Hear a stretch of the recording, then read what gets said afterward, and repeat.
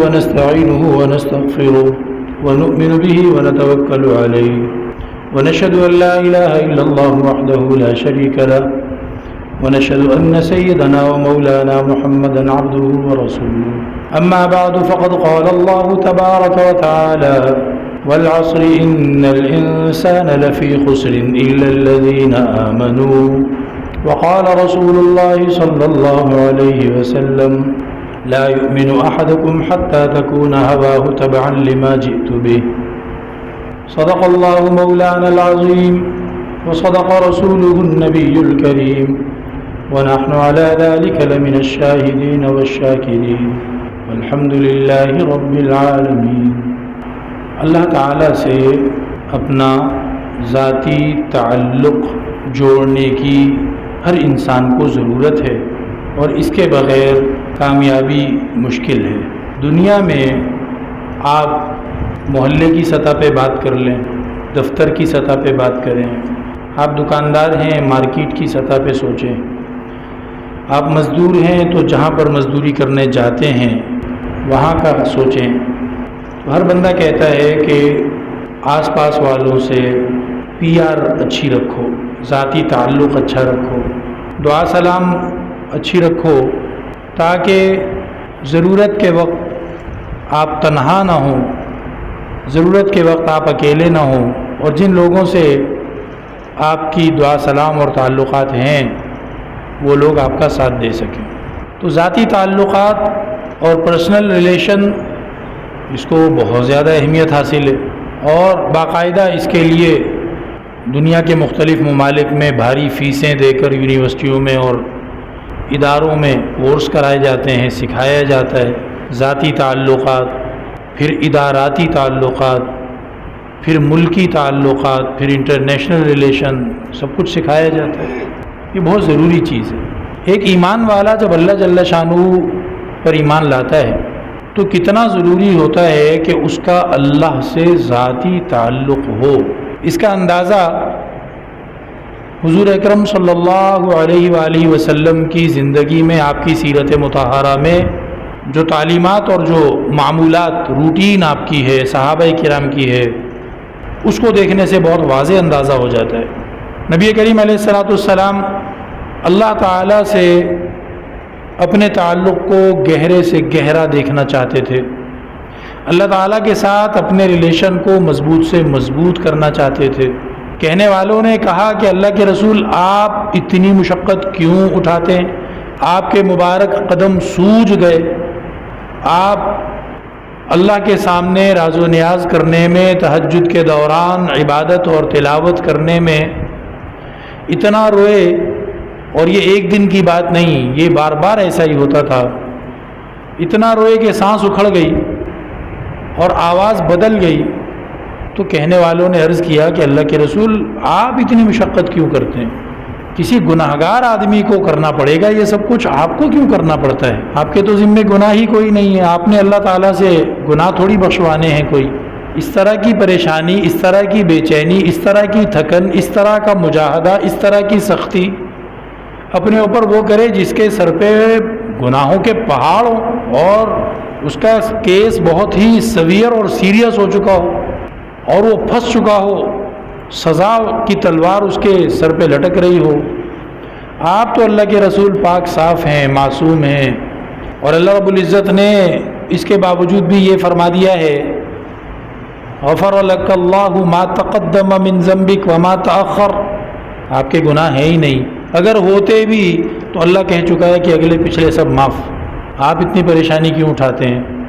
تو اللہ کے نبی حضرت محمد مصطفیٰ صلی اللہ علیہ وسلم نے جو جواب دیا تھا افلا اکون عبدا شکورا، اس جواب کا حاصل یہی نکلتا ہے کہ اللہ سے اپنا ریلیشن تو مینٹین رکھنا ہے نا، اللہ سے اپنا ریلیشن تو مینٹین رکھنا ہے۔ ہم ایک جگہ کام کرتے تھے، وہاں ایک بڑی عمر کے ہمارے کولیگ تھے، سمجھدار انسان تھے، اور جہاں دیدہ اور اسٹیل مل میں اور کہاں کہاں اس کے علاوہ بھی ملازمتیں کرتے رہتے تھے، سمجھدار آدمی تھے۔ تو وہ ایک جملہ سنایا کرتے تھے، کہتے تھے نوکری کے 9 کام، نوکری کے کتنے کام؟ 9 کام، نوکری کے 9 کام، 10واں سلام۔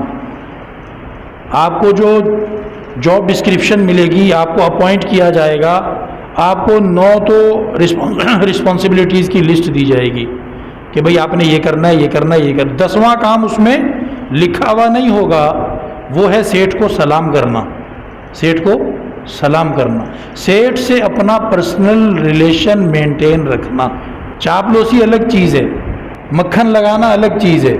ہماری کارپوریشن دنیا میں مختلف الفاظ ہیں، ٹی سی کرنا اور پتہ نہیں کیا کیا کرنا، اس کی بات نہیں ہو رہی، وہ تو نیگیٹو چیزیں ہیں کہ بندہ کام نہ کرے اور ویسے جھوٹ موٹ جو ہے نا سیٹھ کو خوش کرتا رہے، وہ تو آپ کی کمائی حرام ہونے والی بات ہے۔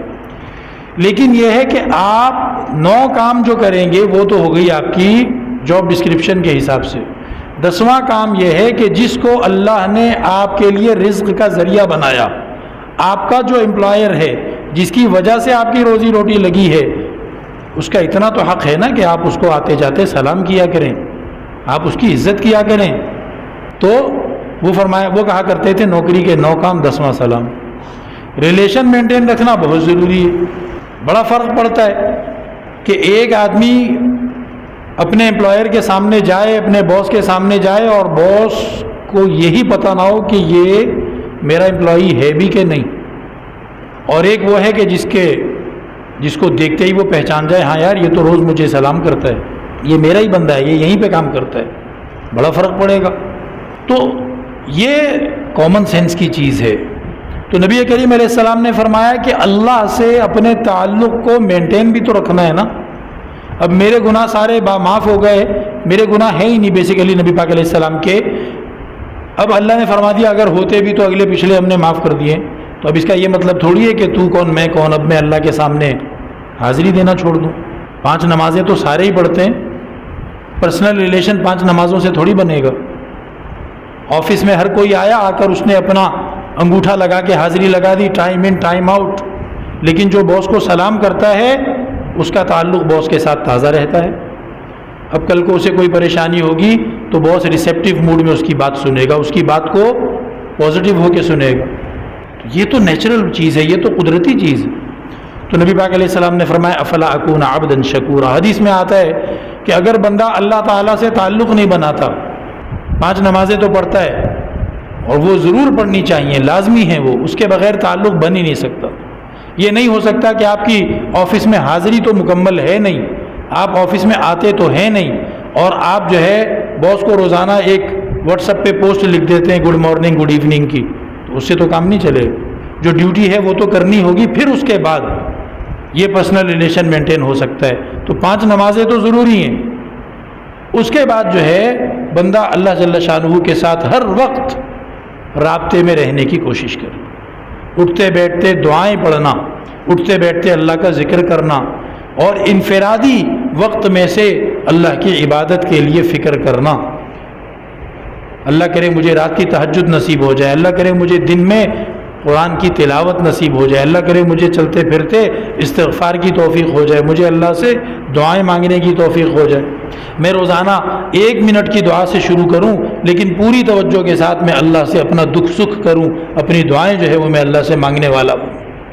اللہ سے ذاتی تعلق بنانا انسان کے لیے بے حد ضروری ہے۔ حدیث میں آتا ہے کہ جب بندہ اللہ تعالیٰ کو دکھ کے وقت پکارتا ہے، پریشانی میں، مجبوری میں، دکھی ہو کر بندہ جب اللہ کو پکارتا ہے تو فرشتے ایک دوسرے سے کہتے ہیں یہ کس کی آواز ہے، یہ کس کی آواز ہے، پہچانو۔ اب اگر تو وہ بندہ اس وقت بھی اللہ کو پکارتا رہتا تھا جب وہ اس دکھ اور مجبوری میں پھنسا نہیں تھا، تو فرشتے فوراً اس کی آواز کو پہچان لیتے ہیں، ارے یہ تو وہی ہے اپنا فلاں، یہ وہی یار جو تہجد بھی پڑھتا ہے، جو روز تلاوت کرتا ہے، جو درود شریف پڑھتا ہے، جو روزانہ استغفار پڑھتا ہے، جو صدقہ کرتا ہے، یہ تو روز والا بندہ ہے، روز ہم سے ملتا ہے، اس کی نیکیاں ہمارے پاس سے گزر کے اللہ کی بارگاہ میں جاتی ہیں، ہم اس کو جانتے ہیں۔ اب جب وہ بندہ دکھی ہو کر اللہ کو پکارتا ہے تو یہ سارے فرشتے اس کے سفارشی بن کر اللہ تعالیٰ کو پکارنا شروع کر دیتے، یا اللہ یہ تو ہمارا کلائنٹ ہے، یہ تو ہمارا لائل کلائنٹ ہے، اس کا تو روز ہمارے پاس کام آتا ہے، یا اللہ اس کی تو آپ پریشانی دور کر دیجئے، فرشتے اس کی سفارش کرتے. اور اگر وہ ایسا نہیں ہے تو فرشتے ایک دوسرے سے کہتے ہیں یار تم دیکھو ذرا یہ کون ہے، تم دیکھو ذرا یہ کون ہے. اور جب کوئی بھی نہیں پہچانتا تو وہ اس کو اس کے حال پہ چھوڑ دیتے ہیں، اس کی سفارش نہیں کرتے، اس کی سفارش نہیں کرتے. تو جب اللہ کی نورانی مخلوق اس کی سفارش نہیں کرتی تو پھر ظاہر ہے اللہ جل شانہ کی رحمت اس کو نصیب ہو یا نہ ہو، اللہ جل شانہ کی مرضی ہے. اللہ غفور الرحیم بھی ہے، اللہ بڑا مہربان بھی ہے، لیکن یہ سارے سائنز اور سگنلز ہیں نا جو حدیث کے ذریعے ہمیں بتا دیے گئے کہ آپ کی دعائیں قبول ہوں گی کہ نہیں ہوں گی. اور قرآن کریم میں اللہ تعالیٰ نے فرمایا کہ الذین یذکرون اللہ قیاما وقعودا وعلی جنوبہم ویتفکرون فی خلق السماوات والارض. اللہ کے بندے کون ہیں؟ پسندیدہ بندے وہ بندے جو ہر حالت میں ہر وقت میں اللہ کو یاد کرتے ہیں، اللہ سے بار بار بات کریں گے. قیام کھڑے ہیں، چاہے عبادت میں کھڑے ہیں چاہے ویسے کہیں اپنے کام سے کھڑے ہیں، وہ بہانے سے اللہ کی بات کریں گے، اللہ کو یاد کریں گے، اللہ کے نام کو مینشن کریں گے، تذکرہ کریں گے، بولیں گے. اور بیٹھے ہوں تب بھی وہ ایسا ہی کرتے ہیں، لیٹے ہوں تب بھی ایسا ہی کرتے ہیں.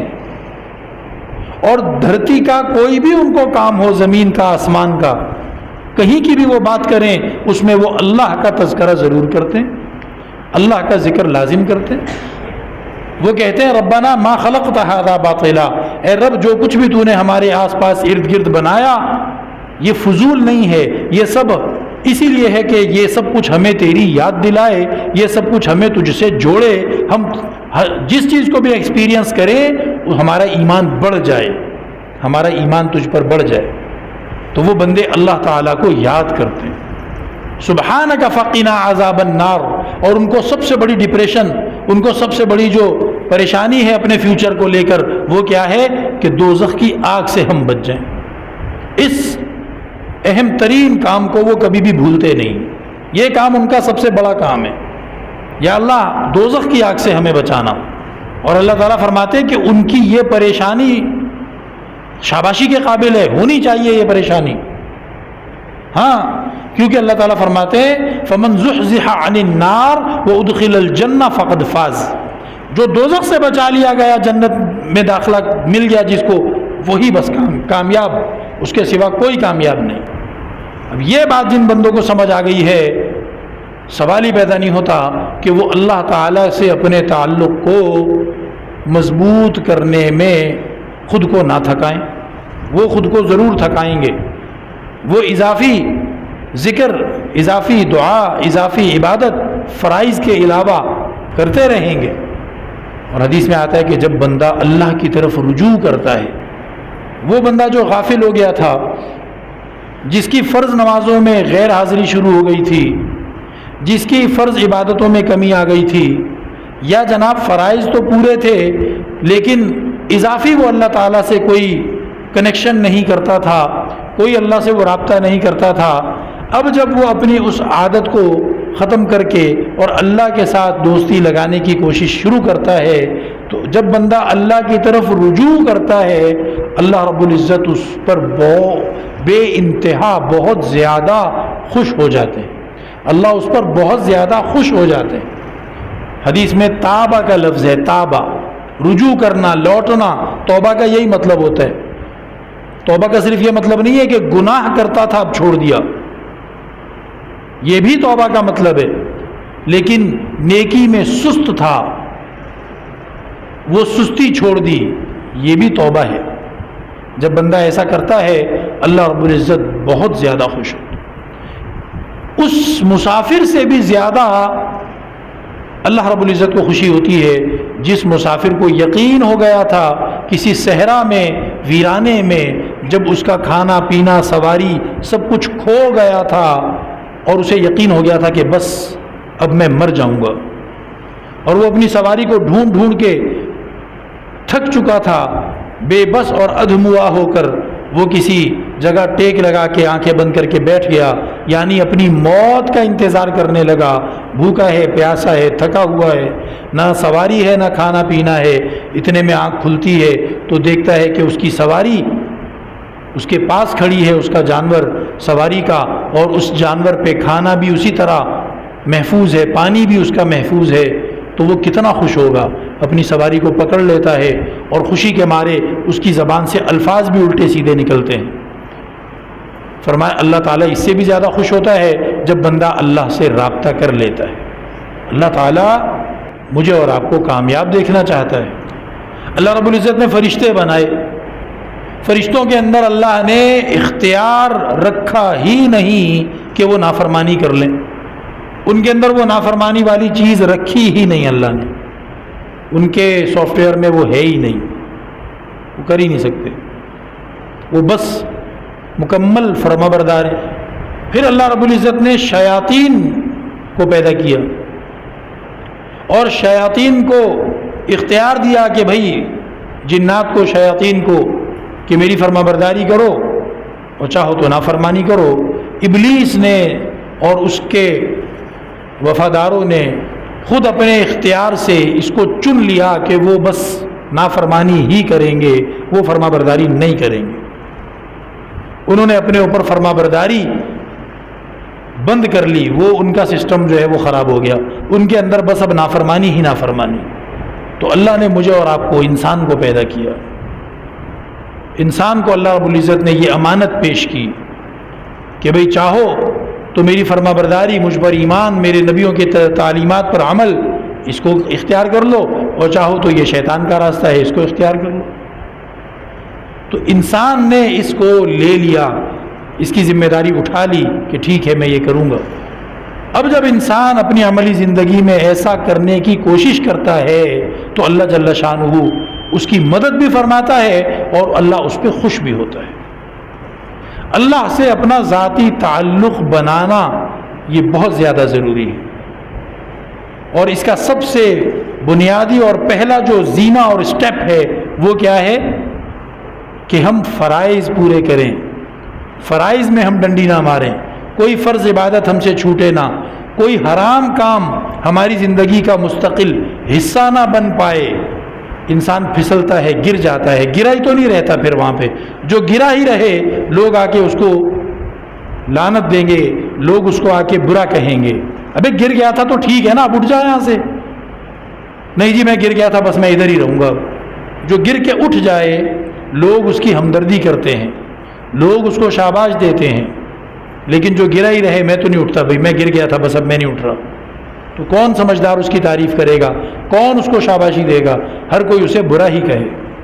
تو انسان سے گناہ ہو جاتا ہے، سمجھو کہ وہ پھسل کے گر گیا، اب اسے فوراً توبہ کرنی چاہیے، فوراً وہاں سے اٹھے اور ہٹ جائے، چھوڑ دے اس گناہ کو۔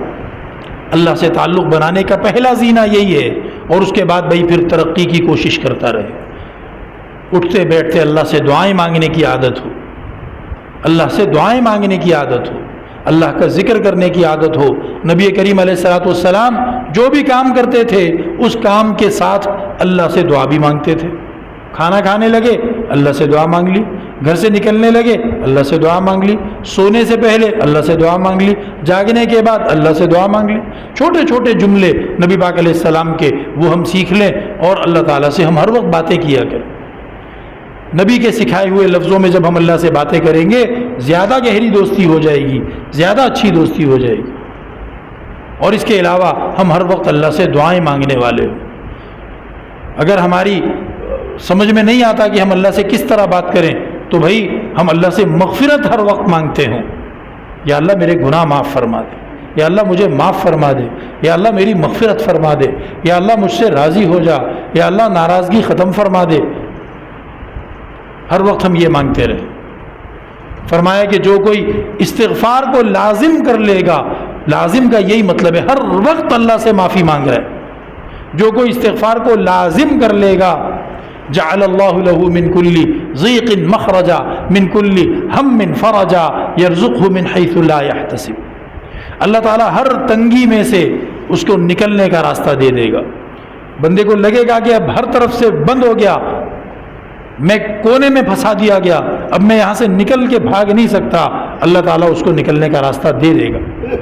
اور جو اس کو آگے کی مستقبل کی پریشانیاں ہیں اللہ تعالیٰ ان میں سے بھی نکال دے گا، اور اللہ وہاں سے رزق روزی حلال عطا فرمائے گا جہاں سے وہ سوچ بھی نہیں سکتا تھا، ہیں جی۔ تو اس لیے اللہ رب العزت سے ہر وقت ہم بات کرنے والے بنیں، ہر وقت اللہ سے توبہ استغفار کرنے والے ہوں۔ فرائض پورے کرنے کے ساتھ ساتھ ہم اس چیز کی جب عادت بنائیں گے، اللہ سے ہمارا ذاتی تعلق شروع ہو جائے گا۔ پھر اس ذاتی تعلق کے بڑے رتبے اور درجے ہیں، اللہ تعالی ہمیں ابتدائی درجے بھی نصیب فرمائے اور درمیان کے درجے بھی عطا فرمائے، اور مرنے سے پہلے پہلے اللہ تعالی ہمیں ولایت کے اوپر کے درجوں تک پہنچا دے اپنے فضل و کرم سے، خیر عافیت سلامتی میں رکھتے ہوئے۔ اللہ تعالی ہمیں ہمارے گناہوں کی وجہ سے، ہماری سستی کی وجہ سے، ہماری غفلت کی وجہ سے اپنے در سے دور نہ فرمائے۔ وآخر دعوانا ان الحمد للہ رب العالمین۔